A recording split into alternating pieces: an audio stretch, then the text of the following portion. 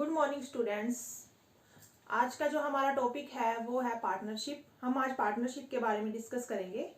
तो पार्टनरशिप होता क्या है, क्या इसके नियम है, क्या ये क्यों लागू हुआ, इसके बारे में आज हम सारा ये डिस्कस करेंगे। और ये जो पार्टनरशिप का टॉपिक है ये क्लास +2 के अकाउंटेंसी जो सब्जेक्ट है उसमें से लिया गया है। और उसमें ये मतलब आप चाहे आपका सीबीएसई बोर्ड हो चाहे आपका हरियाणा बोर्ड हो, ये उन सब में जो है पार्टनरशिप का एक बेसिक टॉपिक है वो हम डिस्कस करेंगे। तो आज हम स्टार्ट करते हैं पार्टनरशिप। पार्टनरशिप क्यों शुरू हुई, कैसे शुरू हुई, इसकी क्यों नीड पड़ी, तो इसके बारे में आज हम सारा जो है डिस्कस करेंगे। इसकी हिस्ट्री के बारे में थोड़ा सा जानेंगे हम। पार्टनरशिप को आने से पहले जो है पार्टनरशिप का एक एक्ट आया था। पार्टनरशिप एक अनुबंध अधिनियम था 1872। पार्टनरशिप को लागू होने से पहले एक अनुबंध अधिनियम था।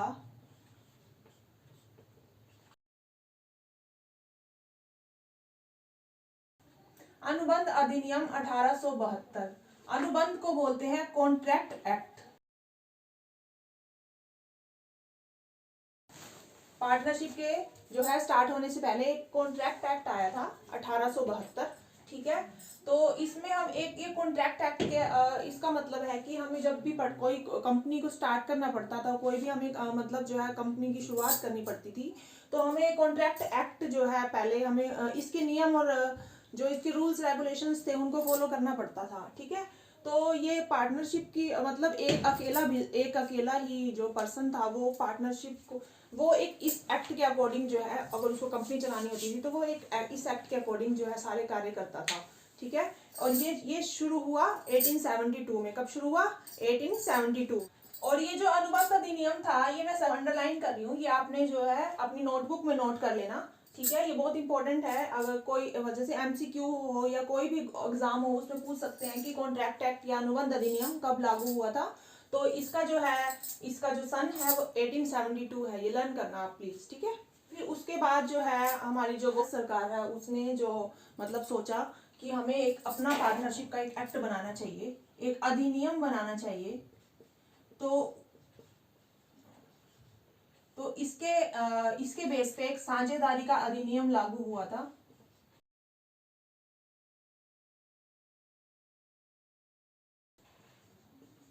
उन्नीस सौ 32। जिसको हिंदी ना समझ आए हम इंग्लिश में भी लिख रही हूँ। तो ये एक्ट आया था पार्टनरशिप एक्ट 1932। अब हमें जो भी बिजनेस करना पड़ता है, जो भी हमें कंपनी चलानी पड़ती है, तो हमें इस एक्ट को फॉलो करना पड़ता है, पार्टनरशिप एक्ट को फॉलो करके। और ये इसका जो सन है ये अंडरलाइन कर रही हूँ मैं, 1932 में आया था। तो इसके बेस पे हमें अगर कोई भी कंपनी चलानी है तो हमें इसके बेस पे इसके रूल्स एंड रेगुलेशंस को फॉलो करके हमें जो है अपना बिजनेस हम स्टार्टअप कर सकते हैं। और ये लागू कब हुआ था? ये लागू हुआ था 1 अक्टूबर 1932 में। मतलब हम ये कह सकते हैं कि 1932 में जो है पार्टनरशिप एक्ट की जो है नीड पड़ी थी, मतलब वो उसकी बात चल रही थी, वो बिल पास हो गया। और ये बिल लागू कब हुआ था?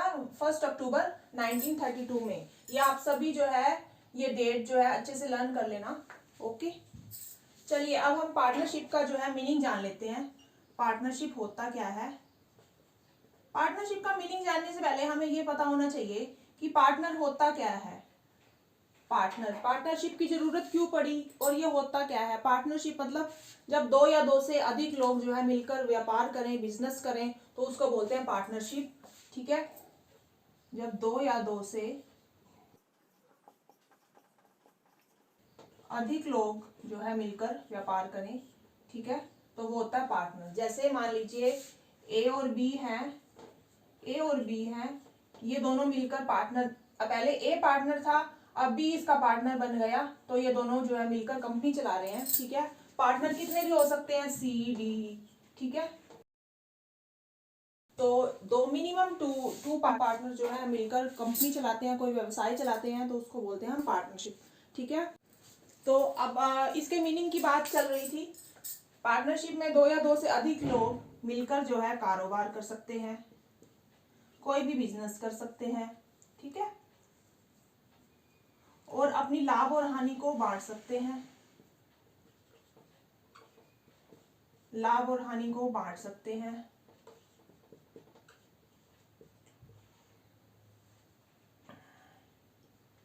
और इनमें से किसी एक के द्वारा या सबके द्वारा जो है हम जो है लाभ हानि को बांट सकते हैं। ठीक है, एक बड़ा सा एग्जांपल हम एक पार्टनरशिप का देना चाहूंगी मैं।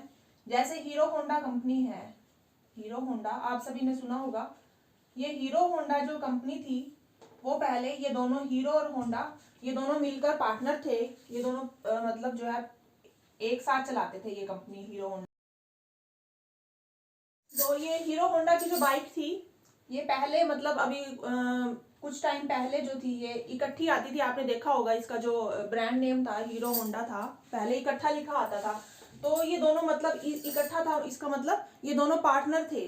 ठीक है, तो ये दोनों जो है इनका जो भी प्रॉफिट होता था ये दोनों मिलकर जो है अपना जो है सहन करते थे। जो भी प्रॉफिट होता या जो भी लॉस होता ये मिलकर आपस में बांटते थे। ठीक है, फिर कुछ टाइम बाद इनका जो है कुछ कॉन्फ्लिक्ट हुआ जिससे यह हीरो अलग हो गया और होंडा जो है अलग हो गया। और आज की डेट में भी ये अलग अलग है, हीरो की अलग है अपनी बाइक्स और होंडा की अलग है बाइक। तो मतलब जैसे अब ये दोनों जो है पार्टनर अलग हो गए। ठीक है, तो ये जो है मतलब कोई नॉर्मली सा एग्जांपल था, ये मैंने आपको समझाने के लिए बताया कि पहले ये दोनों इकट्ठे थे हीरो होंडा, अब ये अलग अलग हो गए, हीरो और होंडा अलग अलग हो गए। ठीक है, तो जो है पार्टनर है वो अलग अलग भी हो सकते हैं, इकट्ठे मिलकर भी बिजनेस चला सकते हैं। तो वो जो है पार्टनर की जो है कॉन्सेंट के ऊपर डिपेंड करता है।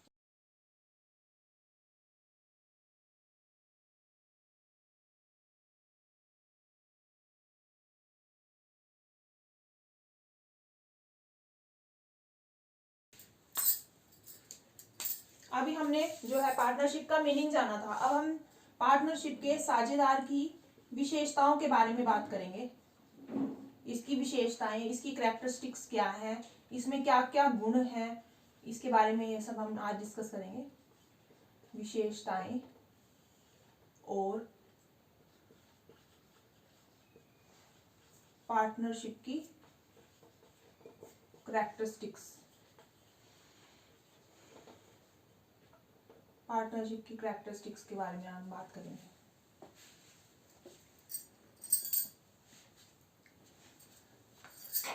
सबसे जो फर्स्ट इसकी कैरेक्टरिस्टिक्स है, सबसे फर्स्ट है इसके सदस्य, इसकी मेंबरशिप।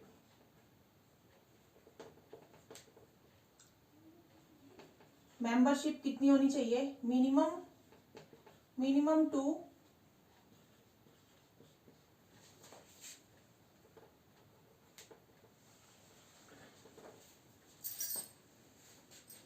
और मैक्सिमम है 50। मतलब कम से कम 2, कम से कम जो है 2 लोग पार्टनर बन सकते हैं और अधिक से अधिक 50 लोग जो है पार्टनर बन सकते हैं किसी भी कंपनी में, किसी भी फर्म में। ये आपने ध्यान रखना है।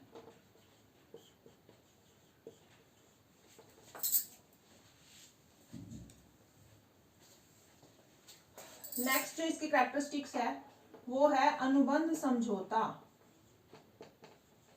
अनुबंध समझौता मतलब कॉन्ट्रैक्ट, कोई एक कॉन्ट्रैक्ट साइन किया जाता है पार्टनरशिप एक्ट का, और ये कॉन्ट्रैक्ट जो है 1932 जो पार्टनरशिप एक्ट है उसके अकॉर्डिंग काम करेंगे।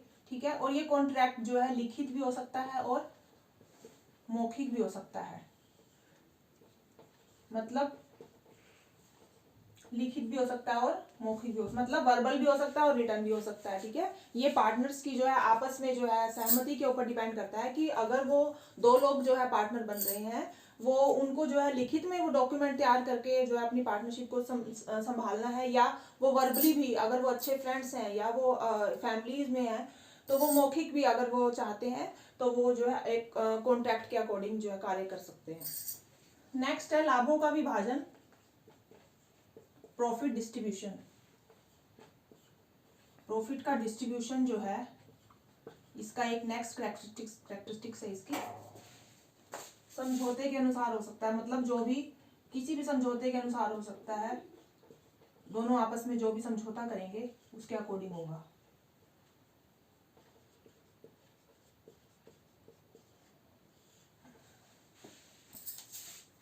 है असीमित दायित्व।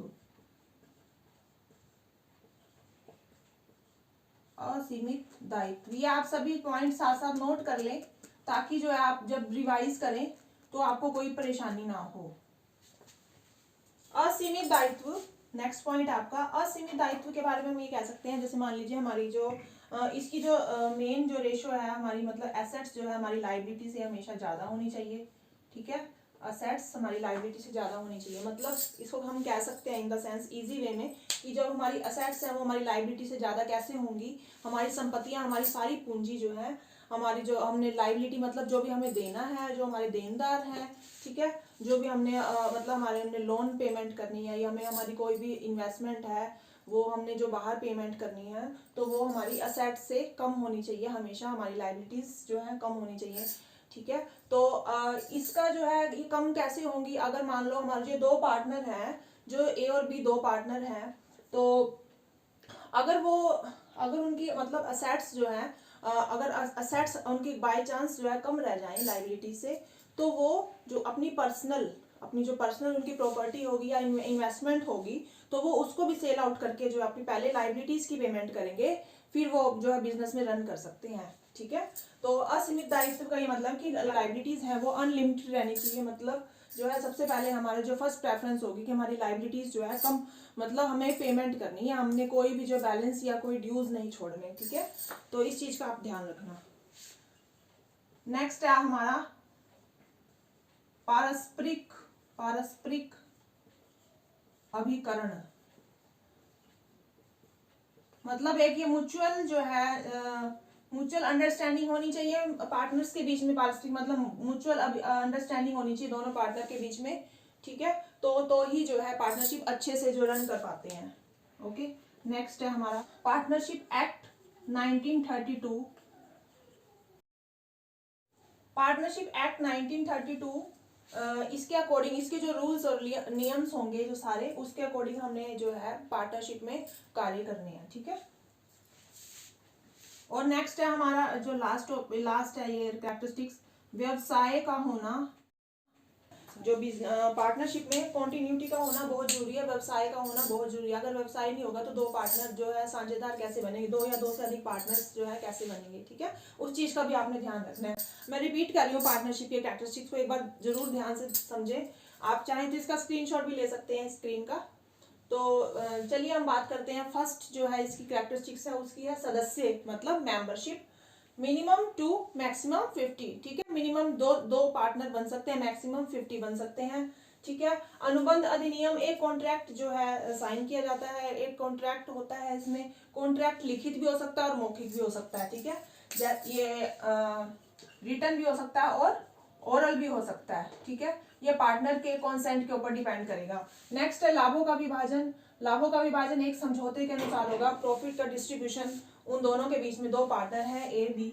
ठीक है, ए और बी के जो है उनकी जो म्यूचुअल अंडरस्टैंडिंग होगी उनके ऊपर डिपेंड करेगा ये। नेक्स्ट है असीमित दायित्व। हमारी जो है असीमित अनलिमिटेड लाइबिलिटीज होनी चाहिए। लाइबिलिटीज जो है हमें, हमारी फर्स्ट प्रेफरेंस होगी कि हमें लाइबिलिटीज की पेमेंट करनी है पहले। ठीक है, तो असेट्स हमारी लाइबिलिटीज से ज्यादा होनी चाहिए हमेशा, तो ये एक आइडियल रेशो माना जाता है। नेक्स्ट है पारस्परिक अभिकरण। पारस्परिक अभिकरण मतलब एक म्यूचुअल जो है इनकी म्यूचुअल कॉन्सेंट होनी चाहिए, इनकी आपस में जो है म्यूचुअल अंडरस्टैंडिंग जो है पार्टनर्स की अच्छी होनी चाहिए, तभी हमारी जो साझेदारी जो बिजनेस अच्छे से हम रन कर पाएंगे। ठीक है, नेक्स्ट है पार्टनरशिप एक्ट 1932। पार्टनरशिप एक्ट 1932 के अकॉर्डिंग हमें जो है सारे रूल्स और रेगुलेशन को फॉलो करके ही हम पार्टनरशिप को हम चला सकते हैं अच्छे से। ठीक है, नेक्स्ट है हमारा व्यवसाय का होना। पार्टनरशिप का एक बहुत ही अच्छी विशेषता है कि व्यवसाय का होना। व्यवसाय का होना कैसे होगा, अगर बिजनेस ही नहीं होगा तो हम पार्टनरशिप हम कैसे करेंगे, कोई काम ही नहीं होगा तो हम पार्टनर क्यों जुड़ेंगे।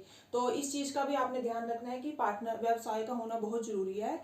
व्यवसाय में कॉन्टिन्यूटी का होना बहुत आवश्यक है। ठीक है, तो हमने बात की थी पार्टनरशिप के मीनिंग के बारे में, पार्टनरशिप की कैरेक्टरिस्टिक्स के बारे में। नेक्स्ट वीडियो में हम नेक्स्ट टॉपिक को हम डिस्कस करेंगे। तो thank you, have a nice day.